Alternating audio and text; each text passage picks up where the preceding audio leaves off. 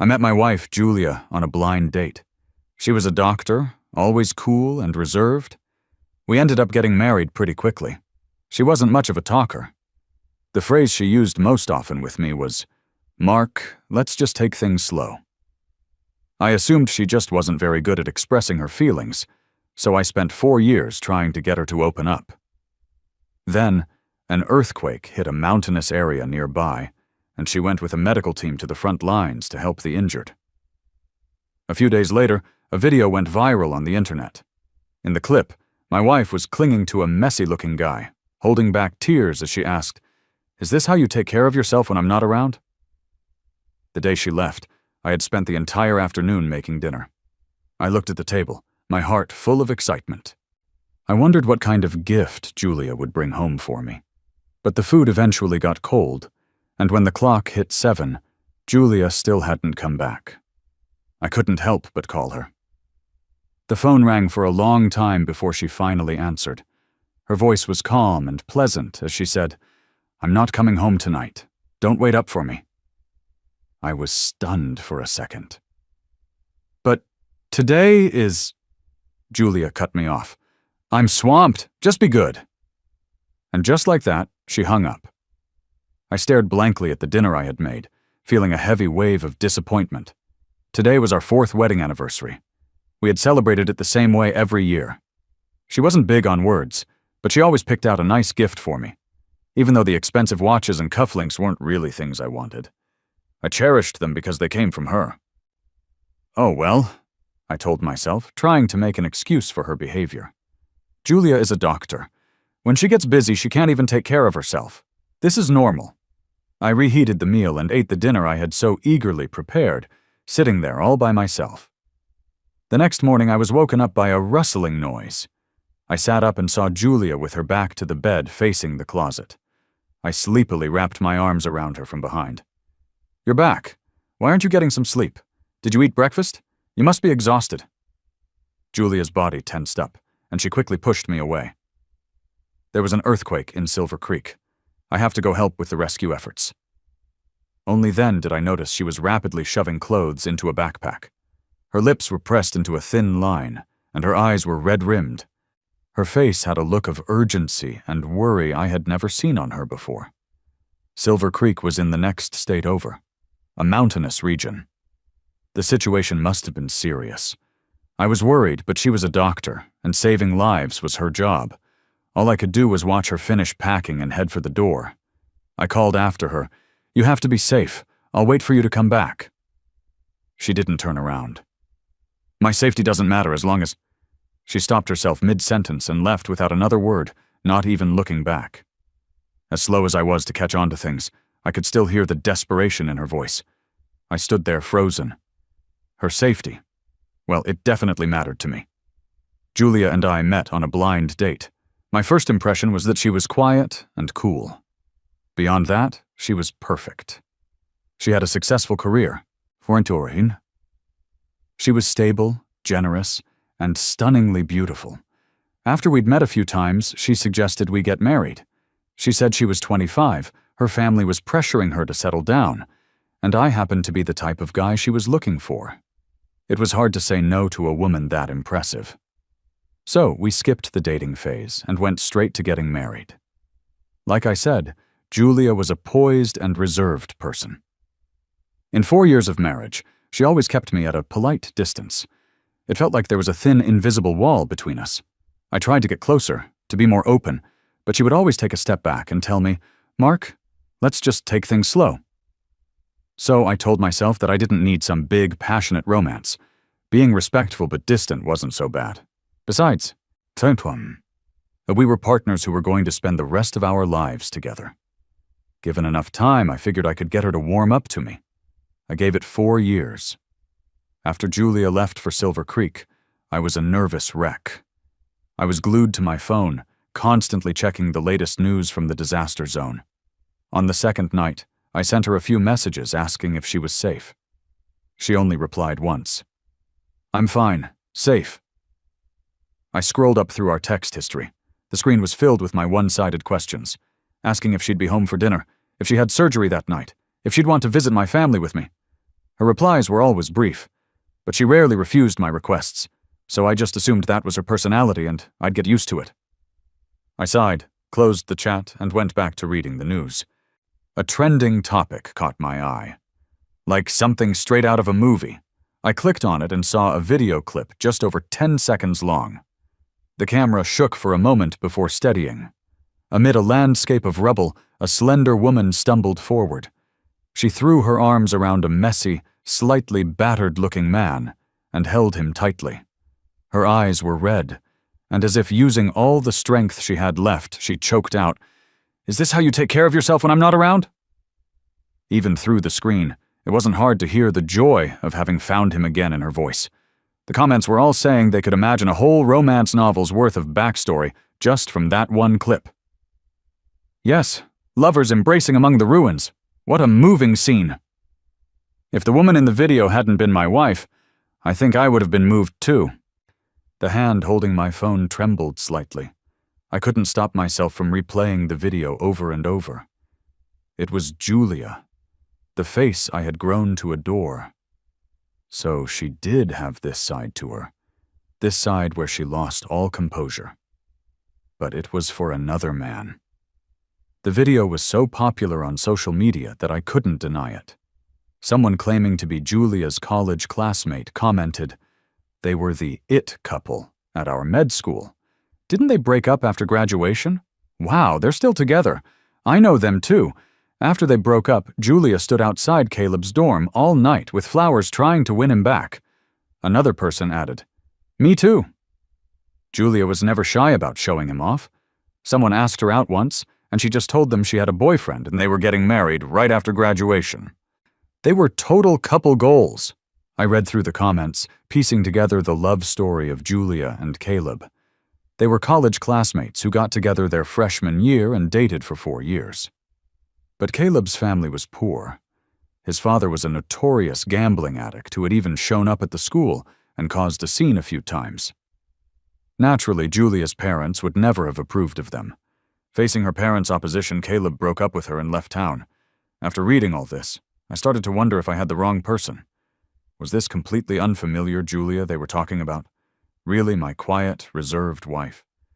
Standing outside a dorm all night with flowers just to win someone back? I thought about it for a long time but couldn't even picture it. I went into the study, a room Julia had forbidden me from entering. In a drawer, I found photos of her and Caleb, one after another, all of them sweet and loving. My hands shaking, I reached for a ring box that was sitting there. When I picked it up, I saw a small note tucked underneath. "Caleb, I couldn't marry you."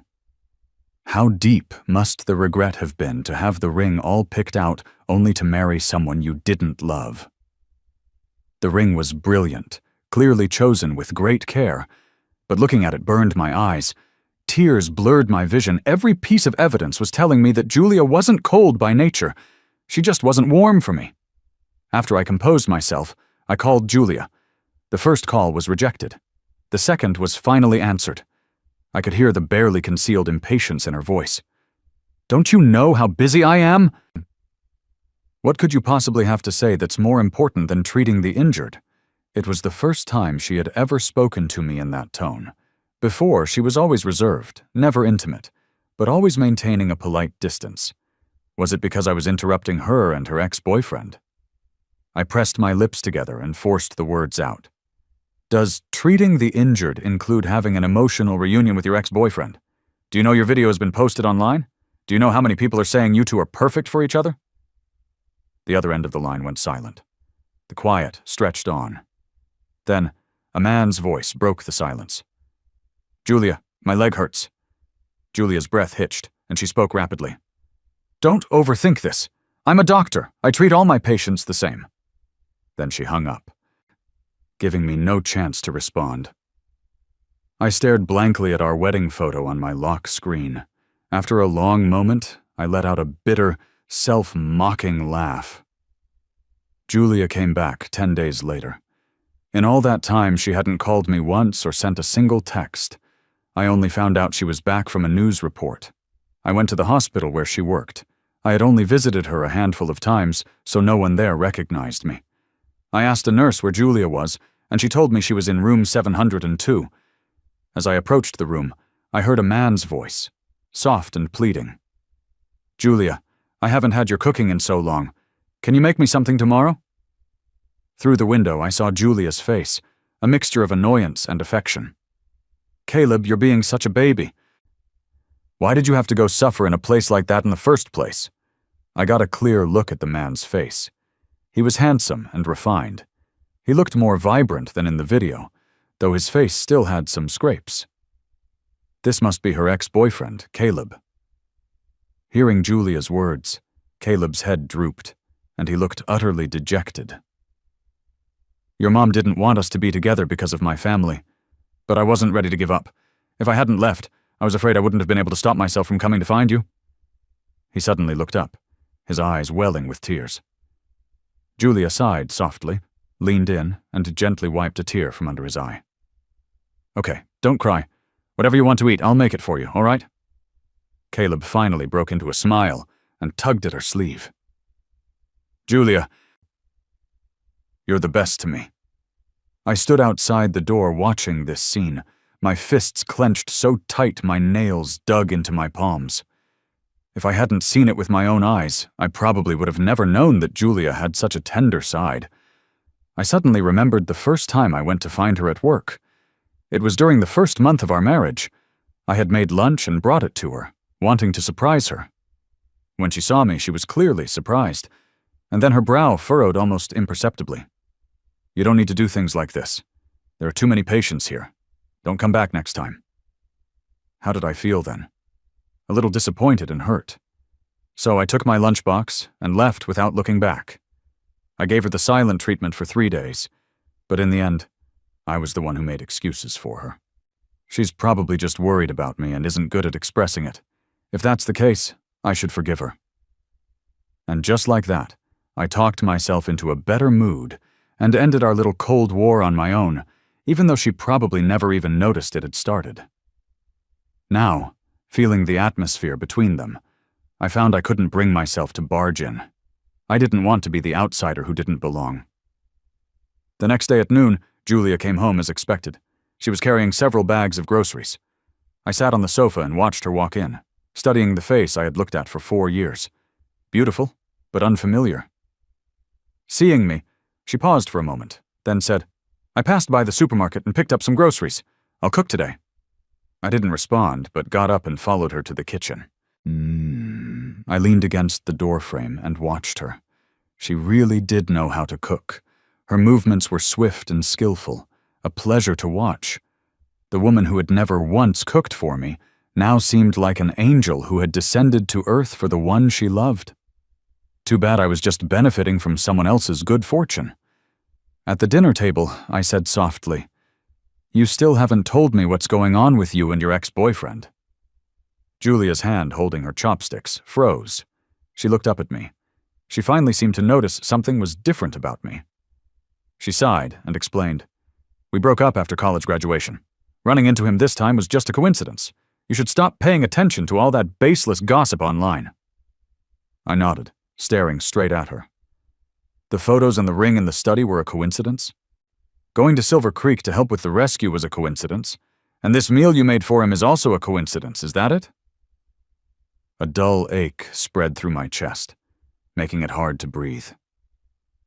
Julia's eyes instantly turned cold. "You went into my study?" I met her gaze calmly.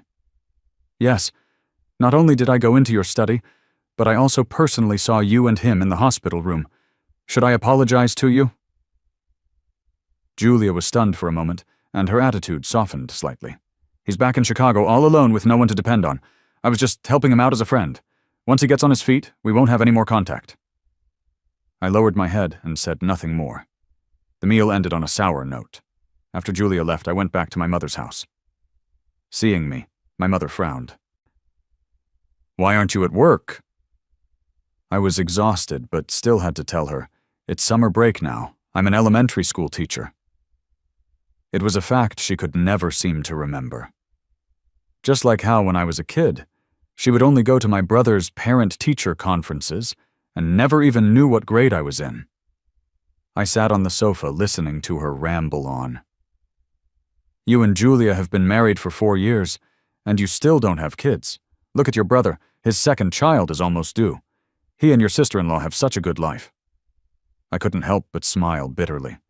Did she think I didn't want kids?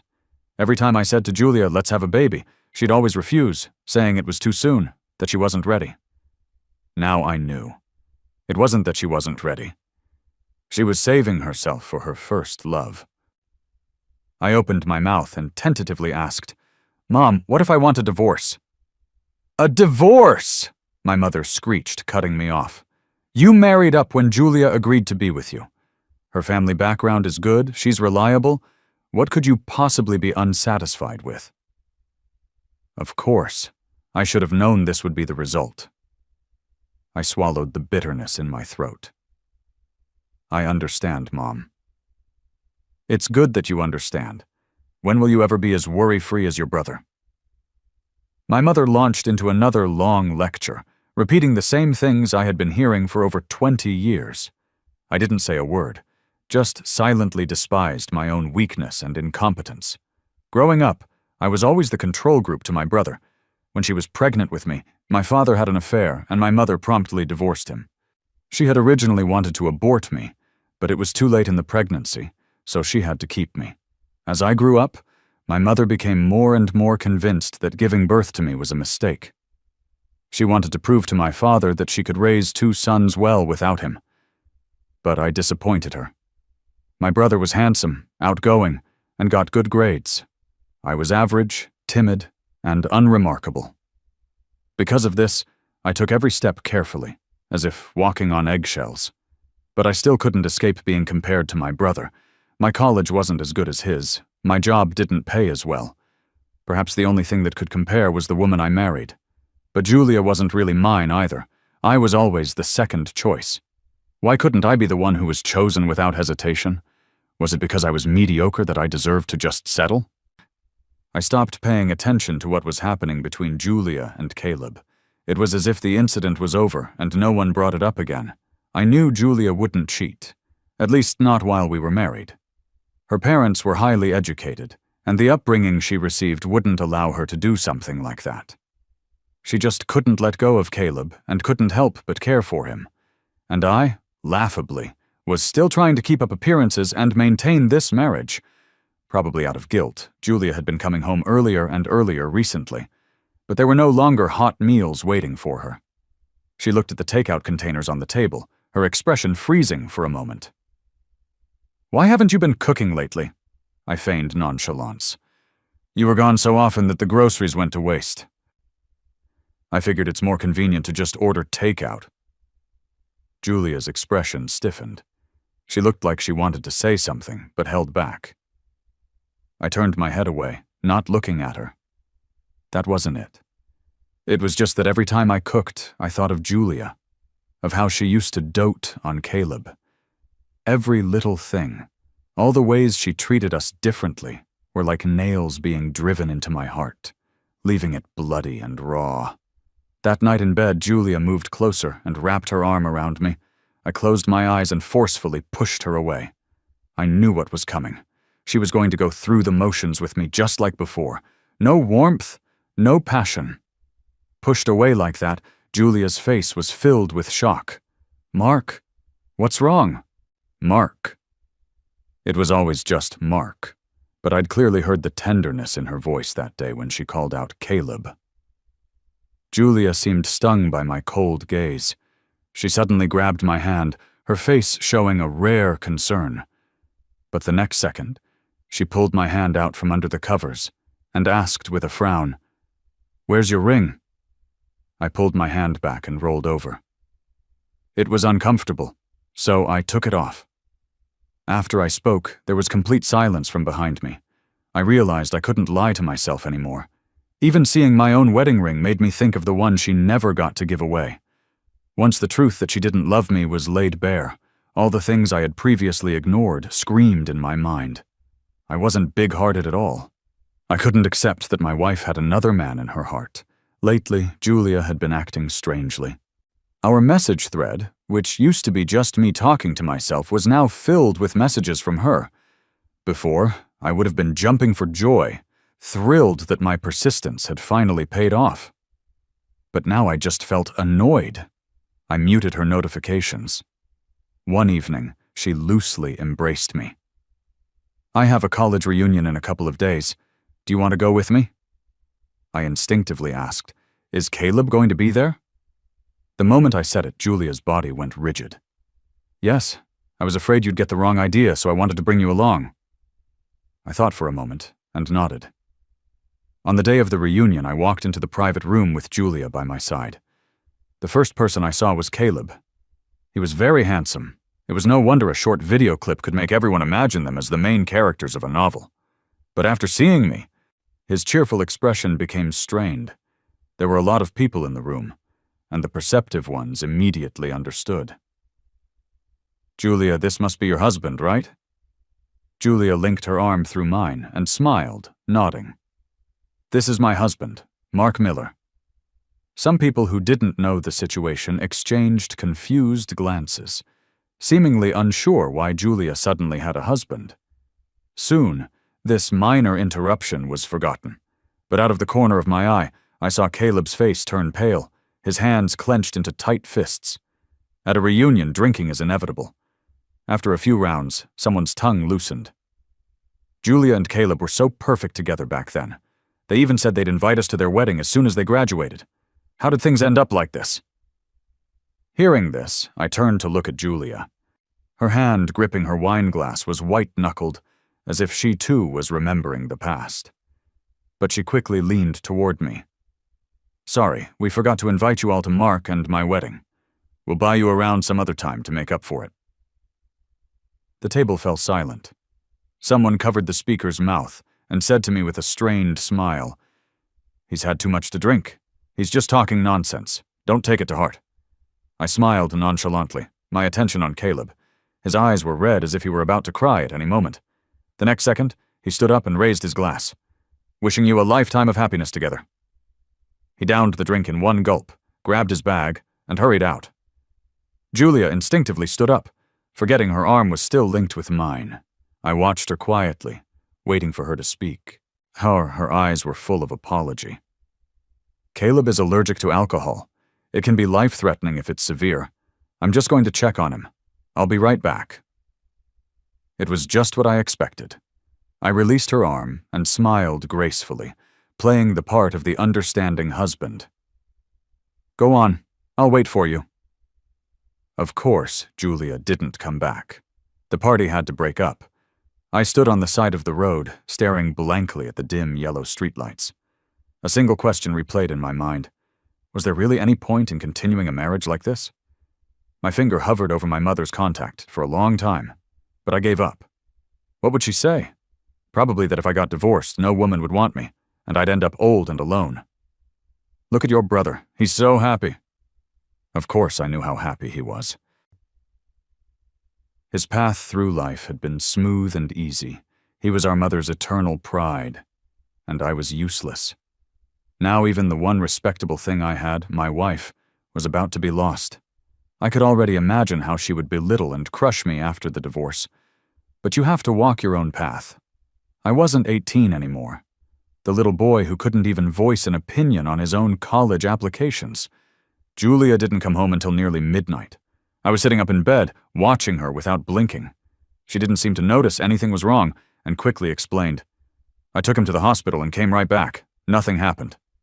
"Really?" The faint scent of cologne clinging to her told me she was just trying to cover things up.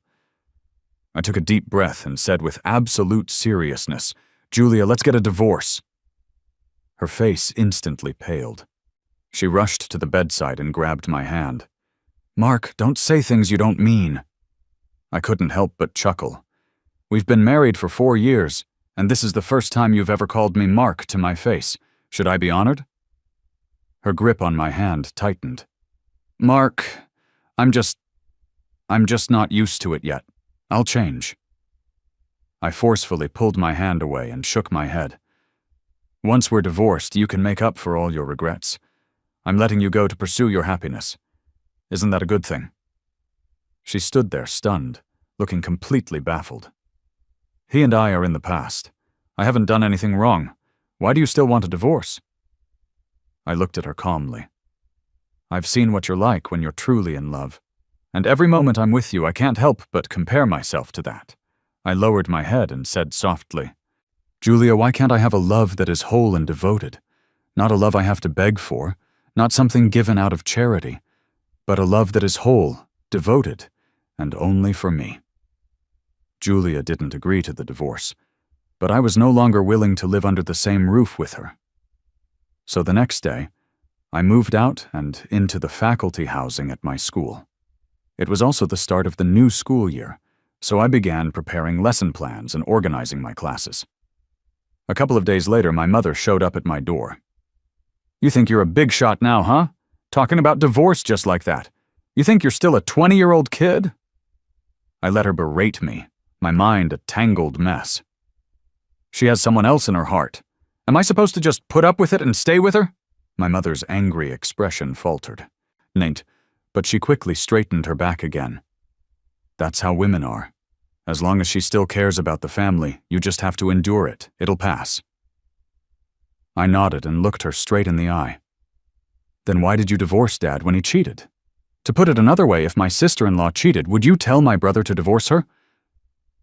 My mother was completely speechless. I didn't need her to answer. I already knew. Because my mother came from a good family and had a strong sense of pride, she could never tolerate a partner with a wandering eye. My brother was just like her, so he'd feel the same way. And me? Average in every way? The only thing I had to my name was a good wife. I could only be chosen, never given the right to give up. Just as my mother was about to say something else, her phone rang. My brother's second child was about to be born. She hastily ended the call, turned, and rushed out. I stood at the door and called out to her one last time. Mom, I'm going through with this divorce. Her back stiffened, but only for a moment. If you get divorced, don't come crying to me when you're broke and starving. With that, her mind now on her eldest son, she hurried away. I stood there watching her disappear around the corner, then closed the door. Julia seemed to have changed into a different person recently. She would message me from time to time, asking how I was, if I had eaten, if I was tired. It was like our roles had been reversed. Until one day she was standing downstairs with a bouquet of flowers, calling my phone. I watched her from the window and said into the phone, Julia, don't do this. Seeing you like this just reminds me of how you tried to win Caleb back. She didn't say anything. A dead silence spread between us. It made me think that if I didn't take the initiative, this is what we would always be. Two people with nothing to say. She stood downstairs for a long time that day. Finally, she sent me a text. Mark, I won't agree to a divorce. After that, no matter how much I pushed, she selectively ignored the topic. I had no other choice but to bring the divorce papers to the hospital. Running into Caleb was unexpected. I didn't realize that after leaving Silver Creek, he was now working as a nurse at Julia's hospital. Seeing me, he showed no hesitation and walked right up to me. Mr. Miller, what a coincidence. Are you here to see Julia? I nodded, unwilling to say much to him. It was a shame they broke up back then, and it was normal for them to have regrets. But why did I have to get dragged into it? He didn't seem to notice my reluctance and continued on his own. When Julia and I were dating, she was really clingy, wanted to be with me every second of the day. It was kind of annoying, thinking back on it. Don't you think, Mr. Miller? As slow as I was, I could still hear the smug undertone in his words. I gave him a slight smile. I wouldn't know. That's why I'm getting a divorce. He froze, an unmistakable joy flashing across his face. Just then, the unexpected happened. There you are, you little bastard, hiding from your old man in some backwater town, and now you dare to come back? A gruff man's voice boomed next to us. I looked over and saw a shabbily dressed, unkempt man. As he walked toward us, he pulled a gleaming knife from his pocket. Dainto. His eyes were bloodshot, veins bulging on his forehead. His target was clearly Caleb, who stood beside me. I've been living worse than a dog all these years, and you're my flesh and blood. You think you get to have a good life?" The blade flashed before my eyes, heading straight for Caleb. Just as I was about to pull him back, a figure yanked him to the side. The knife, which couldn't be retracted in time, sliced across my arm, and a searing pain spread through me. At the same time, the person in front of me wrestled the knife away from the man and pinned him down. I clutched my wound and turned to look at Caleb. The person who had just protected him was Julia. Right now, she was shielding Caleb behind her, comforting him in a soft voice. But then she looked up at the man, and her eyes met mine by chance. When she saw the injury on my arm, her face went deathly pale. "Mark." The wound on my arm was treated and wrapped in layers of gauze. Julia bit her lip, her movements careful and gentle. I looked at her face and asked again, "Julia, are you still not going to divorce me?" Her movements paused. When she looked up again, her expression was hurt. I didn't see you there just now." She said the words with great difficulty. "That's Caleb's father.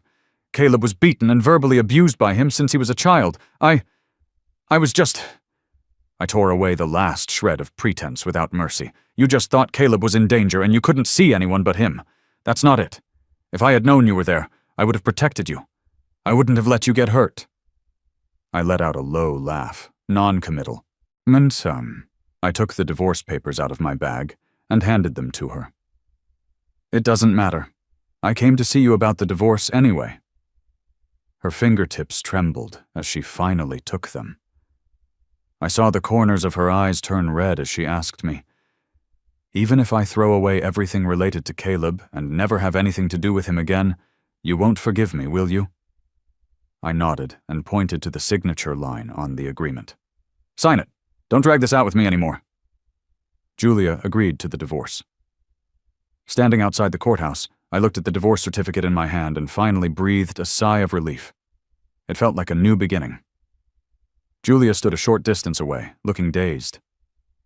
"Actually, I thought we would live together forever." I carefully put the certificate in my bag and said with a smile, "Even without love, right?" I didn't wait for her answer. I turned and walked toward the street. I hadn't taken more than a few steps when I heard her say from behind me, "No, that's not it. I probably fell in love with you a long time ago. I just didn't realize it myself. I got used to you chattering in my ear every day, got used to coming home to a hot meal, and got used to the fact that you loved me." I didn't stop walking, letting her words dissipate in the air. A love that comes too late is meaningless. In the days that followed, I kept myself busy. Even though I would sometimes cry myself to sleep in the dead of night, I no longer hoped for anyone's love. I loved myself, and that was enough. But then Caleb appeared. I don't know how he got my contact information, but he asked to meet me. In the coffee shop, we looked at each other calmly. He looked much more haggard than the last time I saw him. "You and Julia got divorced?" I nodded and slowly took a sip of my coffee. He laughed self-deprecatingly. "I went to see her. She told me she only recognizes you as her husband, and that what's past is past." His eyes were red as if he had been hit hard. We were together for 4 years. I dreamed of spending my whole life with her.